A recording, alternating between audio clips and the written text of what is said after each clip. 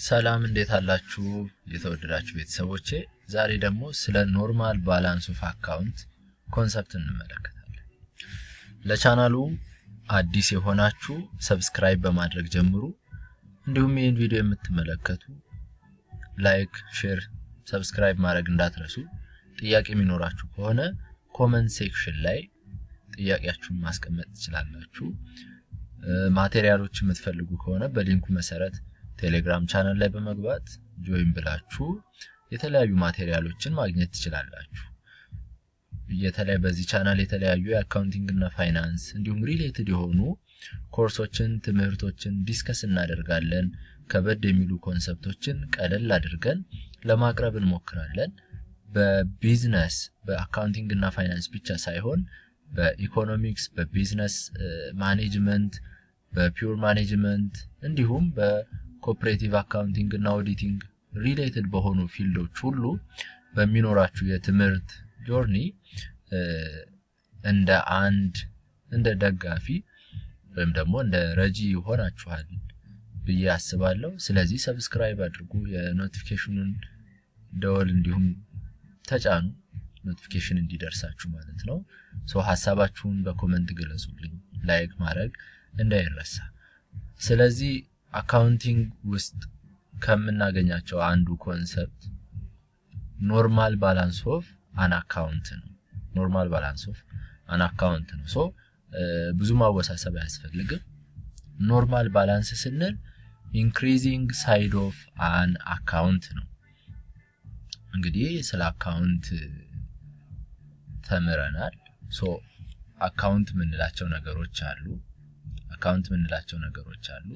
እነዛ አካውንቶች እዚህ ጋር እንደምታዩት በሶስት ይከፈላሉ በዋናነት አሴት፣ ላያቢሊቲ እና ኢኩዊቲ ብለን ማለት ነው። ይሄ የአካውንቲንግ ኢኩዌሽን ኮንሰፕቱ ትንሽ ከበድ ሚላችሁ ከሆነ ስለ አካውንቲንግ ኢኩዌሽን የሰራሁት የዲስክሪፕሽን ቪዲዮ አለ። በሪል ላይፍ ኤግዛምፕል ሞር ኮንሰፕቱን ቀለል አድርጌ የሰራሁት ቪዲዮ አለ። እሱም መመልከት ትችላላችሁ። ቀለል ይላችኋል፣ ይገባችኋል። አካውንት የምናየው በዚህ አካውንቲንግ ኢኩዌሽን መሰረት ነው ማለት ነው። በዚህ አካውንቲንግ ኢኩዌሽን መሰረት ነው። አካውንቶች በዋናነት በሶስት ይከፈላሉ። አሴት፣ ላያቢሊቲ እና ኢኩዊቲ ተብለው ማለት ነው። ኢንክሪዚንግ ሳይድ ስንል እነዚህ አካውንቶች የሚጨምሩበት ሳይድ የትኛው ነው? ሳይድ ስንት ሳይድ አለን? ሁለት ሳይድ አለ። ኦኬ፣ እንዴት ነው ያ ሁለት ሳይድ? ቲ አካውንት ምንላት አለች አይደል? ይሄው ቲ አካውንት አለ። ቲ አካውንት ሶስት ክፍሎች አሉት። አንደኛ ታይትል አለ። እዚህ ጋር ታይትል አለ። እዚህ ጋር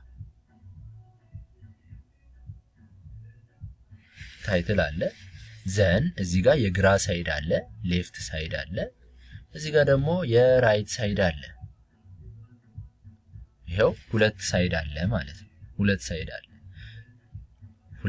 አለ። እንግዲህ በዴቢት እና ክሬዲት ህግ መሰረት አሁንም ስለ ዴቢት እና ክሬዲት አንደርስታንድ ካላደረጋችሁ ተመልሳችሁ የዴቢት እና ክሬዲት ቪዲዮ የሰራሁትን ቪዲዮ እዩት። እዛ ላይ ስትረዱት ወደዚህ ብትመጡ ቀለል ይላችኋል። በማንኛውም ምዝገባ ጊዜ ዴቢት እና ክሬዲት እንዳለን ታውቃላችሁ አይደል?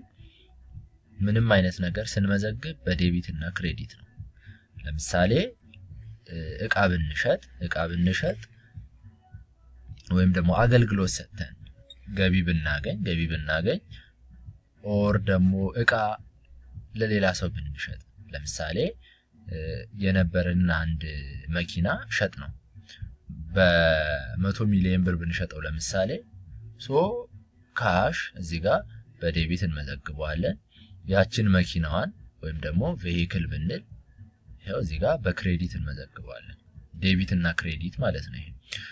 ቲ አካውንት ላይ ካሽን በምን እንመዘግበዋለን?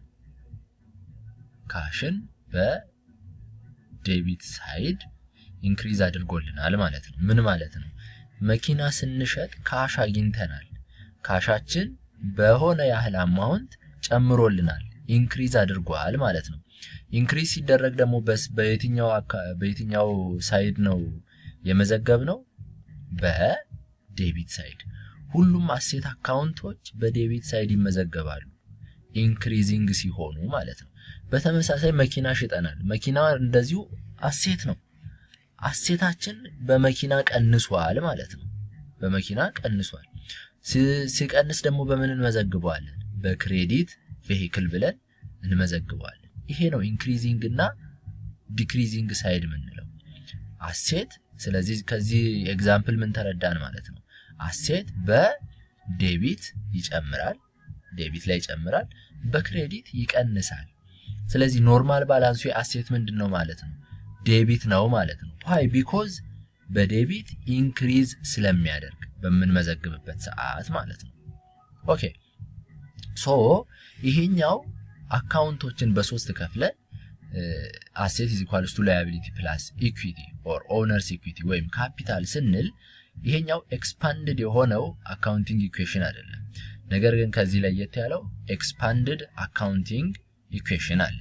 ኤክስፓንድድ አካውንቲንግ ኢኩዌሽን አለ። ይሄ ኤክስፓንድድ አካውንቲንግ ኢኩዌሽን ይሄ ነው። ይሄው አሴት አለ። አሴት የኖርማል አካውንቲንግ ኢኩዌሽን ላይ ያለው ነው። ከዛ ደግሞ is equals to liability እንላለን። ዘን ኢኩዊቲ እንላለን። ኢኩዊቲ ደግሞ በስሩ አራት እንትኖች አሉት፣ ክፍሎች አሉት። አራት ክፍሎች አሉት። አንደኛ ኢንቨስትመንት መጀመሪያ ኢንቨስት አድርገን የምንገባው፣ ረቨኑ ስራችንን እየሰራን የሚመጣልን ገቢ፣ ኤክስፔንስ በዛ ሂደት ውስጥ የምናወጣው ወጪ፣ ድሮዊንግ ደግሞ ለግል ለቢዝነሱ ሳይሆን ለግል ወጪያችን የምናወጣው ወጪ ማለት ነው።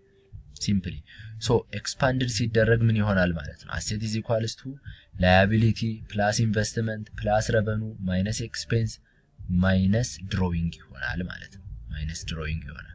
ሶ ኤክስፓንድድ የሆነውን አካውንቲንግ ኢኩዌሽን ጻፉ ብትባሉ ራሱ አሴት ኢዝ ኢኳልስ ቱ ላያቢሊቲ ፕላስ ኢንቨስትመንት ፕላስ ረቨኑ ማይነስ እቺ ማይነስ ናት፣ የኤክስፔንስ ማይነስ ነው።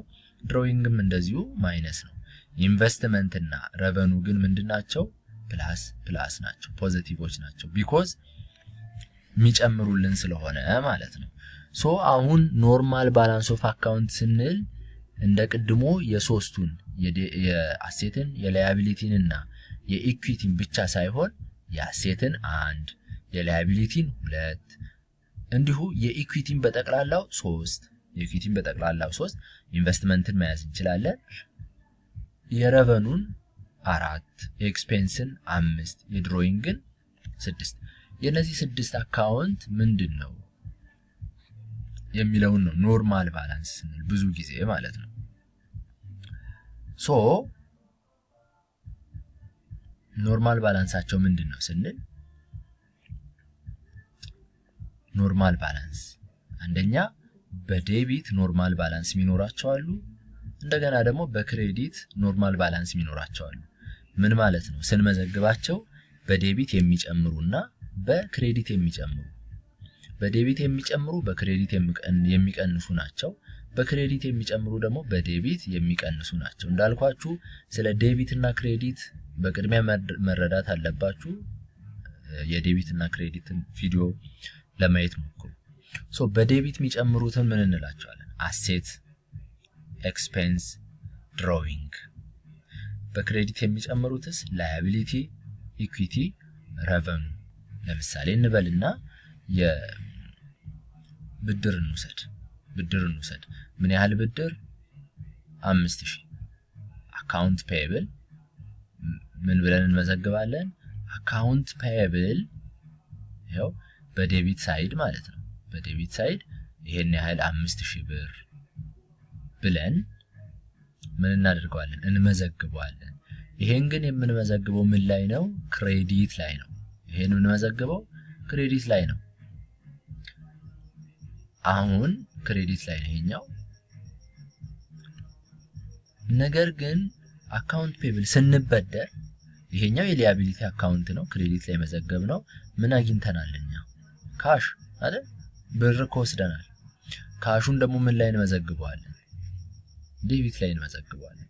ካሻችን በስንት ጨመረ? በሆነ ያህል ብር ጨመረ፣ ዴቢት አደረግነው። በዴቢት ስለሚጨምር አካውንት ፔብል ላያቢሊቲያችንም ጨምሯል፣ እዳችን ጨምሯል። እዳችን ሲጨምር በምን አደረግነው? በክሬዲት አደረግነው። ኢኩዊቲም በተመሳሳይ በክሬዲት ኢንክሪዝ ያደርጋል። አሴት በዴቢት ኢንክሪዝ ያደርጋል። ኤክስፔንስ እና ድሮዊንግም ኢንክሪዝ ያደርጋል። ነገር ግን እዚህ ጋር የምናገኘው ጥያቄ ወይም ደግሞ ሊኖረን ኮንፊውዝ ሊያደርገን ወይም እንትን ሊል የሚችል ጥያቄ አለ፣ ሊነሳብን የሚችል ጥያቄ አለ። ይሄንን ስንረዳው ማለት ነው። እሱን እስቲ መጨረሻ ላይ እናየዋለን። እነዚህን ነገሮች በአጭሩ ለመረዳት ምን ትላላችሁ? ዲለር የሚለውን ፎርሙላ ብትይዙት መልካም ነው። እኛዋን ማለት ነው DEALER አያችሁ፣ ሁለት ሳይድ ነው ያለው። ሌፍት ሳይድ አለ፣ ራይት ሳይድ አለ። ድሮዊንግ፣ ኤክስፔንስ፣ አሴት አለ፣ ዘን ላያቢሊቲ አለ፣ ኢኩዊቲ እና ረቨኑ አለ። እነዚህ DER ያልናቸው ምኖች ናቸው? በዴቢት ኢንክሪዚንግ ሳይድ ያላቸው። LER ያልናቸው ደግሞ በክሬዲት ኖርማል ባላንስ ያላቸው። እንደዚህ ብላችሁ ሲምፕሊ መያዝ ትችላላችሁ። እዚህ ጋር የሚመጣው ጥያቄ ብዙ ተማሪዎችን ኮንፊውዝ የሚያደርገው ጥያቄ የሚፈጥርባቸው ምንድነው? ሃይ ረቨኑ ክሬዲት አካውንት፣ ኤክስፔንስ ዴቢት አካውንት። እንደው ዝም ብላችሁ ስታዩት ዴቢት ምንለው የሆነ እንትን ይመስላል። አሴት አሁን ለምሳሌ በዴቢት ኢንክሪዝ ያደርጋል እያልን ረቨኑን ለምንድነው በክሬዲት የምናደርገው የሚለው ጥያቄ ሊመላለስብን ይችላል። ይሄንን ጥያቄ በቀጣይ ቪዲዮ ሰራላችኋለሁ። እናንተም ግን እስቲ ከተረዳችሁት ኮሜንት ላይ ጻፉልኝ። ቴንክ ዩ። ቻናሉን ሰብስክራይብ ማድረግ እንዳትረሱ፣ እንዲሁም ለሌሎች ጓደኞቻችሁ እንዲደርስ ሼር አድርጉላቸው። ላይክ ማድረግ እንዳትረሱ። ሐሳቦቻችሁን ኮሜንት ላይ ጻፉልኝ። አመሰግናለሁ። ቴንክ ዩ።